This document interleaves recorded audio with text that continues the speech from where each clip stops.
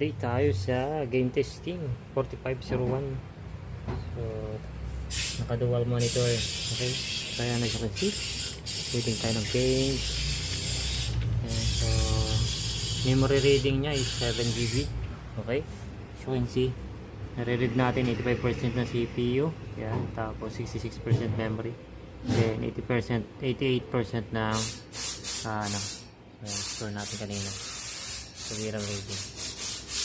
Temperature, wala lang. Okay, so Tomb Raider yan natin, mataas yung reading natin ng RAM. Okay, okay, number 4501. Okay, tapos ito naman yung ating isa benchmark game testing na lang din. Ayan.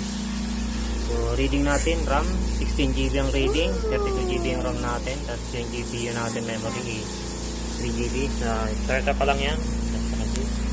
So line number 44 4496.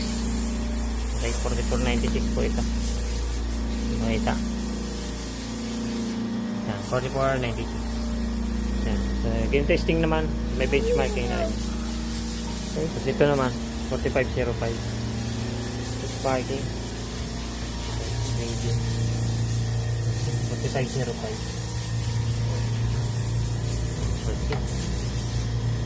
Sensor. Specs 4505 4496. Binigay testing naman ng bata.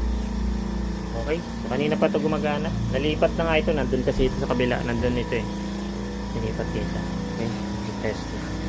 So yan ang ating game testing, line number 4496, benchmarking 4505 and 4501. Okay, thank you. This is Tech Jonathan. For now, parking sa ano naman, for light. So ito siya, close natin, mabilis lang. So time natin, ayan, so 4 hours and 14 minutes sa par light po yan. So yung date natin ay ayan, so check na lang. Okay, sa Call of Duty din yan, naka games din yan, Call of Duty oh. Okay, naka-back screen na, wait lang, trading pa. Ayan siya.